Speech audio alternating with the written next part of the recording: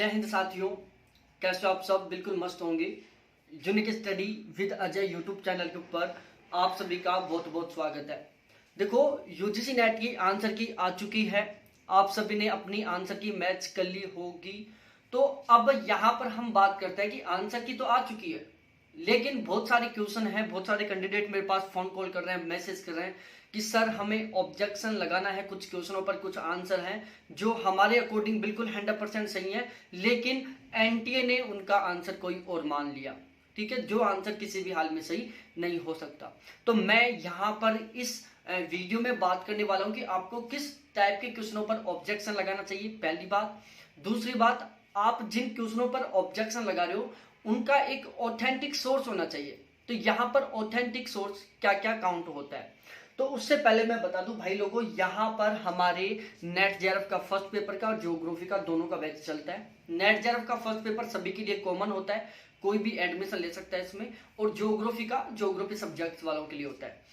अभी मैंने क्या किया है, थोड़ा सा मेरे पास अभी धीरे धीरे कैंडिडेट अपना स्क्रीनशॉट भेज रहे हैं, अपना रिजल्ट शेयर कर रहे हैं। तो मैं मोटे मोटे तौर पर बता रहा हूँ अभी मेरा जो ग्रुप है वहां से क्या रिजल्ट निकल कर आ रहा है। अभी देखो, फर्स्ट पेपर में टोटल 490 कैंडिडेट थे मेरे पास इस बैच में। केवल बैच की बात कर रहा हूँ, बाकी मॉक टेस्ट बहुत सारे कैंडिडेटों ने लिया था। मैं मॉक टेस्ट वालों का बात नहीं कर रहा, मॉक टेस्ट वालों की भी बात करूंगा, लेकिन वो अभी थोड़ा टाइम लगेगा वहां पर। ठीक है, बहुत सारे कैंडिडेटों के स्क्रीनशॉट आ रहे हैं मार्क्स का, वो अपने बता रहे हैं सर मेरा इतना स्कोर हो रहा है, मेरा क्या होगा, जेआरएफ होगा या नेट होगा। ठीक है, तो उसमें भी टाइम लगेगा, क्योंकि 1000 के आसपास कैंडिडेटों ने मेरे मॉक टेस्ट खरीदा था। ठीक है, नेट के फर्स्ट पेपर के कम से कम 1000 कैंडिडेटों ने मॉक टेस्ट लिया था, और ज्योग्राफी का जो मॉक टेस्ट था वो भी 500 प्लस कैंडिडेटों ने लिया था। और वो कैंडिडेट वो थे जो इनमें शामिल नहीं है। ठीक है, ये तो वो कैंडिडेट है जो मेरी रेगुलर क्लास वाला बैच लिया था। तो फर्स्ट पेपर में मेरे बैच में टोटल 490 कैंडिडेट थे, और ज्योग्राफी वाले बैच में टोटल 308 कैंडिडेट थे। यहां पर मैं जो रिजल्ट दिखा रहा हूं ना आपको, ये मैं ओवरऑल ज्योग्राफी और फर्स्ट पेपर, ठीक है, यहां पर मैं केवल फर्स्ट पेपर या अदर सब्जेक्ट वाले रिजल्ट की बात नहीं कर रहा, यहां पर मैं बात कर रहा हूं ज्योग्राफी सब्जेक्ट और फर्स्ट पेपर वाले रिजल्ट की। ठीक है, जहां तक अभी तक मेरे पास इंफॉर्मेशन आई है, 12 कैंडिडेट ऐसे हैं जिन्होंने अपना स्क्रीनशॉट भेजा है मेरे पास, जिनके 70% प्लस का स्कोर हो रहा है ज्योग्राफी और फर्स्ट पेपर में मिलाकर।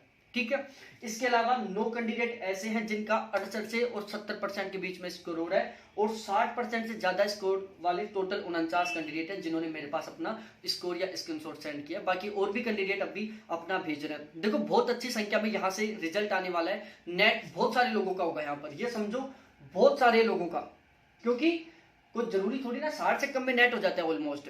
ठीक है, तो यहाँ पर ये ऐसे कैंडिडेट होंगे जिनका ओवरऑल जेआरएफ होने वाला है। ठीक है, बहुत सारी अलग अलग कैटेगरी से भी है, कोई जरूरी नहीं है कि सारे जनरल कैटेगरी से। एसटी एससी की कटऑफ बहुत कम भी जाती है।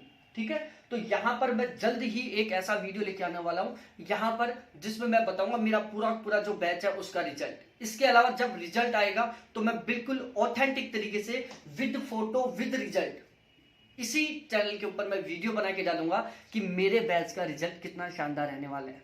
ठीक है, तो यहां पर हम बात करते हैं, इसके बारे में मैंने बता दिया। आप चाहो जून 2022 के लिए, सॉरी 20 नहीं है 22 है ये। ठीक है, जून 2022 के लिए नया बैच स्टार्ट हो चुका है।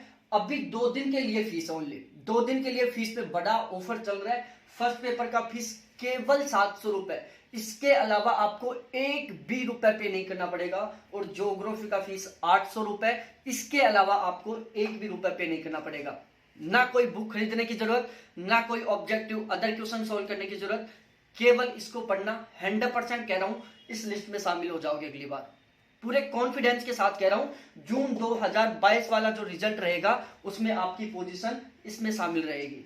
ठीक है, क्योंकि धीरे धीरे हमें एक्सपीरियंस बनता है। आप सभी को पता है मैं बहुत ज्यादा एज का नहीं हूं, मात्र मेरी 24 साल एज है, मेरे को बहुत ज्यादा एक्सपीरियंस नहीं है। देखो, कंटेंट होता है हमारे पास, टैलेंट होता है, मैं मानता हूं हर किसी के पास टैलेंट होता है, लेकिन उसको एक्सप्रेशन करने का, उसको दिखाने का, उसको यूज करने का जो मेथड होता है वो हमें एक्सपीरियंस के बाद ही पता चलता है। ठीक है, धीरे धीरे मेरा एक्सपीरियंस बढ़ता जा रहा है टीचिंग का। अब की बार मैं कोशिश करूंगा और भी गजब तरीके से, और भी सिस्टमैटिक वे में पढ़ाने की, और भी बेस्ट रिजल्ट देने की। ठीक है, क्योंकि आपका एक रिजल्ट होता है, उसी तरीके से हर एक टीचर का रिजल्ट होता है। यहां पर ये मेरा खुद का है, इसलिए मेरा खुद का रिजल्ट रहेगा ये। बाकी जैसे अनअकैडमी बायजूस है, यहाँ पर एक पर्सनल टीचर का कोई रिजल्ट नहीं होता वहां पर, क्योंकि वहां पर बहुत सारे लोग ग्रुप में पढ़ा रहे हैं, लेकिन यहाँ पर ये मेरा रिजल्ट है।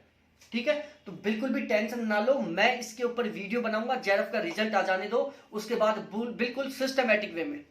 और अब की बार मैं जो फर्स्ट पेपर और ज्योग्राफी पढ़ाने का तरीका है ना, वो भी मैं बहुत गजब का अलग से कर रहा हूं। ठीक है, क्योंकि मेरा टारगेट है कि मेरे जितने भी कैंडिडेट है मेरे बैच में है, उनका 1 रुपए वेस्ट नहीं जाइए। भाई मेरे को पता है बहुत सारे लोग हैं जिनके लिए 700 रुपए पे करना भी बहुत बड़ी बात होती है। बहुत सारे कैंडिडेट हैं, और बहुत सारे ऐसे भी कैंडिडेट हैं जो 700 रुपए कहां खर्च कर देते हैं उनको खुद को नहीं पता रहता। मैं उन लोगों की बात नहीं कर रहा जिनके पास बहुत रुपए है। हम वो लोग हैं जिनके लिए 700 रुपए की भी वैल्यू होती है। हमारे लिए 700 रुपए भी बहुत कुछ होता है। 700 रुपए का पे करने से पहले, 700 रुपए खर्च करने से पहले एक बार नहीं 10 बार सोचना पड़ता है कि यार मैं 700 रुपए खर्च करूं या नहीं करूं। ठीक है, तो यहां पर बहुत गजब तरीके से अब की बार मैं और भी ज्यादा सुधार करने वाला हूं, पढ़ाने का तरीके में, पढ़ाने के मेथड में, पढ़ाने का क्या सिस्टमेटिक वे, हमें कहां से शुरुआत करनी चाहिए जिससे कि बहुत अच्छा स्कोर जाए वापस। ठीक है, तो इस तरीके से मैं यहां पर बदलाव करने वाला हूं जो आपके लिए और भी शानदार वाला होने वाला है। अब हम बात करते हैं, हमारा जो मेन टॉपिक था कि हमें कौन कौन से क्वेश्चनों पर ऑब्जेक्शन लगाना चाहिए।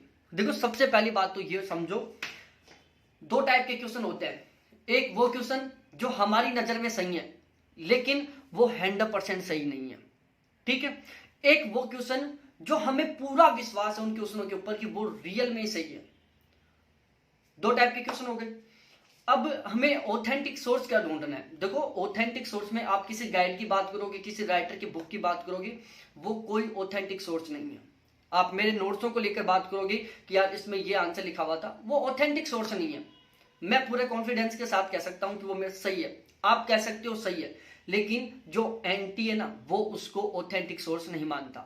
ऑथेंटिक सोर्स क्या होता है, जैसे एनसीईआरटी बुक जो गवर्नमेंट बुक होती है, ठीक है, गवर्नमेंट की जो टीम है उसके द्वारा लिखी जाती है। दूसरी कोटा ओपन की बुक, ठीक है, ओपन यूनिवर्सिटी की जो बुक आती है वो।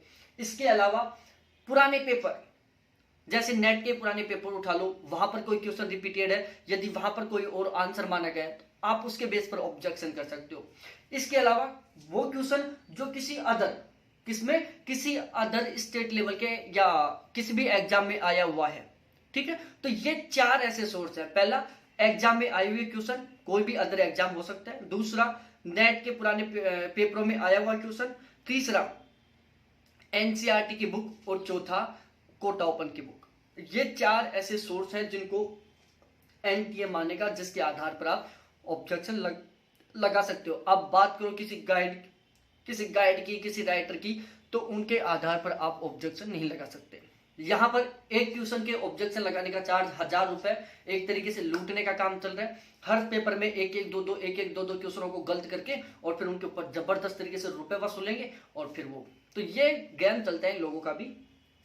तो इस तरीके से, तो आपको ऐसा लग रहा हो ना कि यार ये क्वेश्चन 100% ठीक है मेरे अकॉर्डिंग, और आपने उसका ऑथेंटिक सोर्स बहुत शानदार वाला ढूंढ लिया है, आपको लग रहा है कि 100% इस क्वेश्चन का आंसर यही हो सकता है, लेकिन एनटीए ने उसको गलत माना है, तो आप उस पर जरूर ऑब्जेक्शन लगाएं।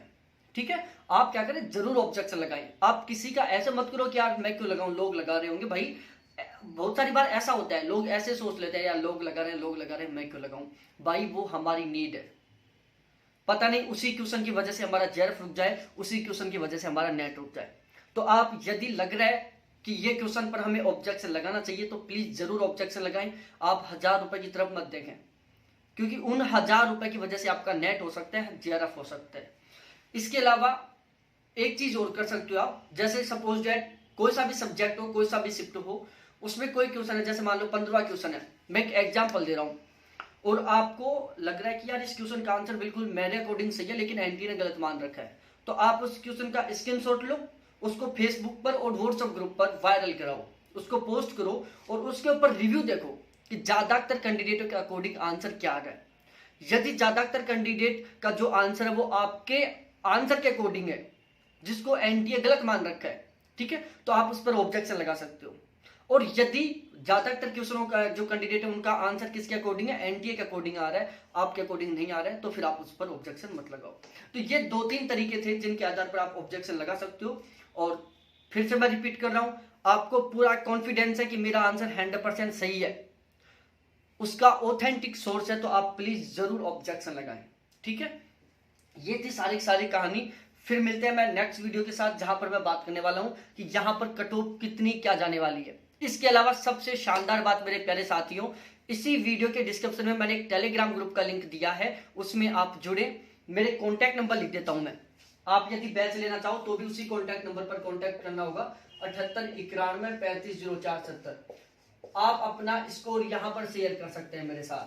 ठीक है, कैटेगरी कि आपकी कैटेगरी क्या है पहला, दूसरा आपका सब्जेक्ट क्या है, उसके अनुसार आप अपना बिल्कुल ऑथेंटिक, झूठ नहीं, गोले नहीं मारना, जो आपका रियल स्कोर है ना, वो मेरे साथ यहां पर शेयर कर सकते हैं। यदि आप डाउट की कंडीशन में हो कि मेरा जेआरएफ होगा या नहीं होगा, मैं पूरा अनुमान के साथ आपको बता दूंगा कि आपका नेट होगा या नहीं होगा, जेआरएफ होगा या नहीं होगा। तो आप अपना स्कोर मेरे साथ यहां पर भी शेयर कर सकते हैं। इसी वीडियो के डिस्क्रिप्शन में टेलीग्राम ग्रुप का लिंक है, वहां पर भी आप जरूर जुड़े प्लीज, क्योंकि वहां पर एक क्राउड हो जाएगा किसका, नेट जेआरएफ का। वहां पर सारे कैंडिडेट ही नेट जेआरएफ वाले हैं। तो इस तरीके से ये सारा सिस्टम था। नेक्स्ट वीडियो में जल्द ही लेके आ रहा हूं, जहां पर मैं बात करने वाला हूं कि अब की बार कट ऑफ कितनी जा सकती है, और उसके बाद में मैं वीडियो लेके आ रहा हूं ज्योग्राफी के पेपर का एनालिसिस, कि अब की बार ज्योग्राफी के पेपर में कहां से किस टाइप के कैसे क्वेश्चन आए थे। तो इसी के साथ हमारी आज का ये जो वीडियो है उसका द एंड होता है। मेरे प्यारे साथियों, इंटरेस्टेड हो तो बिल्कुल विश्वास करो, बैच ज्वाइन करो। आपकी ये जो 700 रुपए, इसकी मैं वैल्यू जानता हूं। ठीक है, आप जैसा ही मैं हूं, आपकी ये 700 रुपए ना, इसको किसी भी हाल में मैं वेस्ट नहीं जाने दूंगा। ये मैं पूरे कॉन्फिडेंस के साथ कह रहा हूँ, बहुत बड़ा अमाउंट नहीं ले रहा, ओनली 700 रुपए, ओनली 800 रुपए, लेकिन ये आपके वेस्ट नहीं जाने दूंगा मैं मेरी तरफ से। बाकी आप पर डिपेंड है। ठीक है, तो ये है सारी सारी कहानी। बहुत बहुत धन्यवाद मेरे प्यारे साथियों देखने के लिए। Thanks, bye.